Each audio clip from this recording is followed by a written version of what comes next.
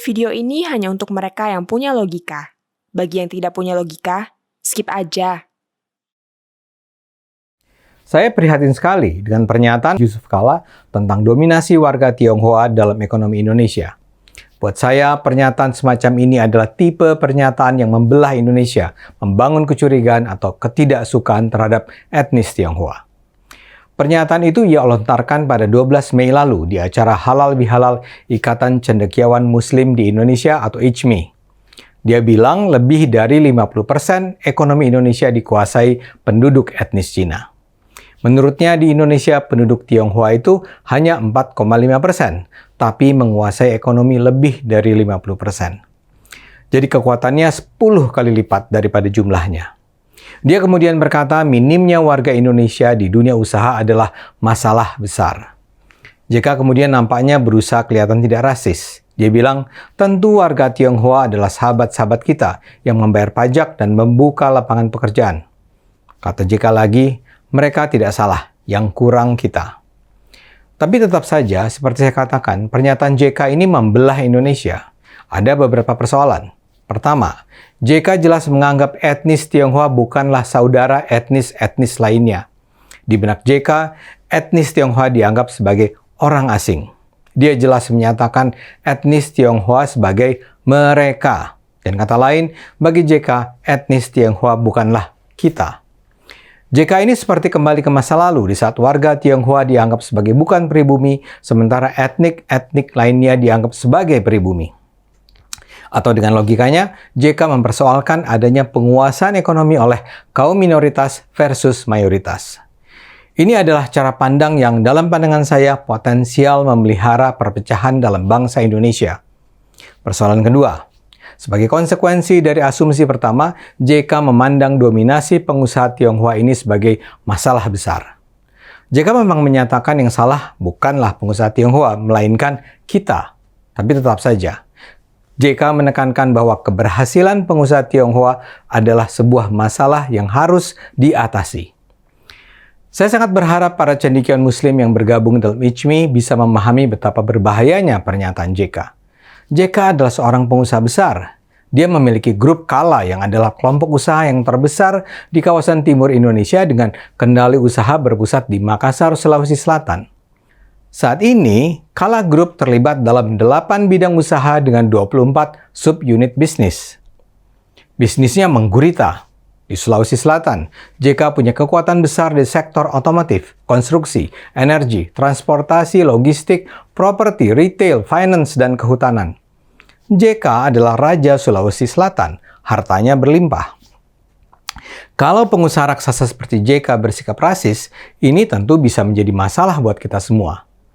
Bukankah selama ini kita tidak mempersoalkan latar belakang etnik, ras, agama, ataupun identitas JK lainnya? Kita tidak menganggap penguasaan ekonomi Sulawesi Selatan oleh keluarga JK sebagai masalah besar. Jadi mengapa JK galau ketika ternyata pengusaha Tionghoa adalah pengusaha terbesar di Indonesia? Dominasi pengusaha Tionghoa di Indonesia bukan hal yang perlu ditutupi. Mayoritas pengusaha yang masuk dalam daftar 20 orang terkaya di Indonesia yang setiap tahun diterbitkan Forbes menunjukkan itu. Saat ini misalnya orang terkaya di Indonesia adalah Low Tuk Wong yang merupakan pemilik PT Bayan Resources. Bisnis utama Bayan adalah batu bara, komoditas ekspor utama Indonesia. Di urutan kedua dan ketiga adalah Hartono Bersaudara yang adalah pemilik PT Jarum dan pemegang saham pengendali Bank Sentral Asia, bank swasta terbesar di Indonesia. Saya bisa terus melanjutkan nama-nama pengusaha lainnya, tapi demi menghemat waktu, saya sebut saja 3 orang yang menempati posisi teratas itu. Poin yang ingin saya tekankan adalah keunggulan para pebisnis Tionghoa di Indonesia tidak perlu diragukan. Tapi memang masalahnya apa kalau ternyata pengusaha Tionghoa menempati posisi dominan? Mengapa itu disebut JK sebagai masalah besar? Kenapa masalah etnik jadi persoalan? Tionghoa adalah sebuah etnik yang berdiri sejajar dengan etnik-etnik lainnya. Ya, etnik Tionghoa mungkin adalah kaum pendatang, tapi itu kan berabad yang lalu. Sebagaimana juga banyak dari etnik yang kita kenal sekarang adalah kaum pendatang berabad yang lalu. Terlalu bodohlah kita kalau masih mempersoalkan keaslian etnik tertentu di Indonesia. Jadi kalau sekarang warga Tionghoa adalah etnik yang paling unggul di dunia bisnis, itu tidak perlu membuat siapapun galau. Karena etnik Tionghoa adalah bagian sah dalam keluarga besar Indonesia. Ini kan sama saja dengan bertanya apakah kita perlu galau kalau para atlet Tionghoa nampak menonjol dalam dunia bulu tangkis Indonesia. Bukankah etnik tidak penting ketika tim bulu tangkis Indonesia yang di dalamnya ada banyak anak muda Tionghoa memenangkan turnamen internasional? Bangsa Indonesia tetap merayakannya dengan gegap gempita. Apa ada pakar yang menganggap keunggulan pemain Tionghoa sebagai masalah besar di Indonesia? Saya yakin atau saya rasa jawabannya tidak ada. Karena itu kenapa logika serupa tidak kita terapkan dalam dunia bisnis? Kesuksesan para pengusaha Tionghoa itu adalah kesuksesan Indonesia. Mengapa JK harus galau ketika para pengusaha Tionghoa sukses? Keunggulan pengusaha Tionghoa terjadi secara alamiah saja, bukan karena misalnya ada proteksi dari pemerintah. Bahkan ironisnya kita juga harus ingat, dominasi warga Tionghoa di dunia bisnis itu juga terjadi gara-gara kebijakan diskriminatif pemerintah Indonesia untuk waktu yang lama. Warga Tionghoa didiskriminasi sehingga tidak mudah untuk masuk pemerintahan, menjadi ASN, menjadi pejabat negara, masuk universitas negeri, menjadi anggota TNI Polri, menjadi hakim, jaksa. Pilihan lapangan kerja bagi warga Tionghoa itu tidak banyak. Kaum Tionghoa harus berjuang keras agar bisa survive di Indonesia. Karena itu warga Tionghoa berkonsentrasi di dunia usaha yang lebih demokratis dan terbuka lebar pintunya.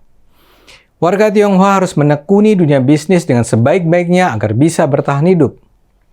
Saya tidak percaya bahwa ada DNA bisnis dalam diri orang-orang Tionghoa.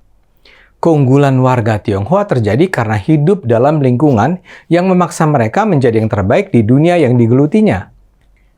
Sebagian orang dengan nyinyir bilang warga Tionghoa cenderung eksklusif dan membangun komunitas sesama Tionghoa yang tidak bisa dimasuki non-Tionghoa.